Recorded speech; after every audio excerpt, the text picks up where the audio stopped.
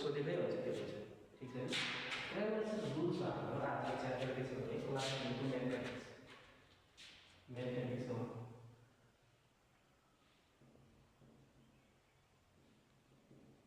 mathematics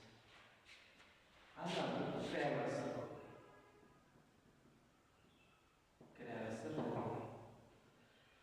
grammar rule सिक्नु भन्दा अगाडि मेन कुरा के छ भने एउटा ax plus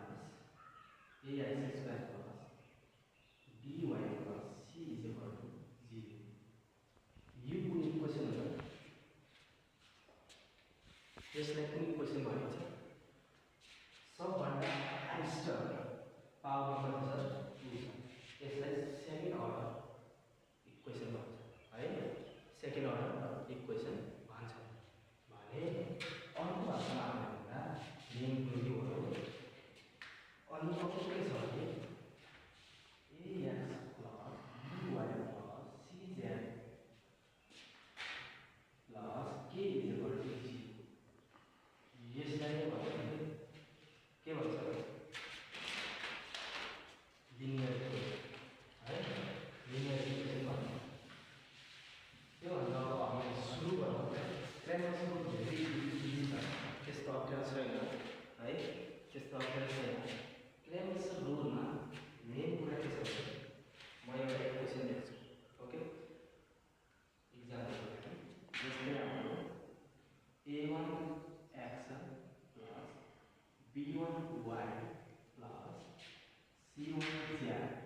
plus यसमा म p लेख्नु है अहिले लागि 0 यो एउटा इक्वेसन हो बुझ्यो नि अर्को छ हाम्रो a2x plus b2y plus c2z plus q is equal to यो पनि हाम्रो इक्वेसन हो यसलाई इक्वेसन फर्स्ट मानौँ यसलाई इक्वेसन सेकेन्ड मानौँ भने अब अर्को a3x plus b3y plus c3z plus r ले नोटेट गर्छौँ यहाँनिर अनि यसलाई मात्र हामी इक्वेसन अब हामीलाई यस्तो इक्वेसन दिएको अवस्थामा हामीले कसरी बनाउने भने मेन कुरो पहिला योलाई छोडेर यी टर्महरूलाई छोडेर है बुझिँदैछ यी टर्महरूलाई छोडेर तल म्याट्रिक्स फर्ममा लेख्नु जस्तै d है d भनेको यो छोडेर लेखेर के भयो a1 b1 c1 बुझिँदैछ अनि त्यसपछि यो के भयो a2 त्यस्तै same b2 c2 a3 b3 c3 यसलाई इजिकल टु डट डट जति भन्दा आउँछ यो भयो d हो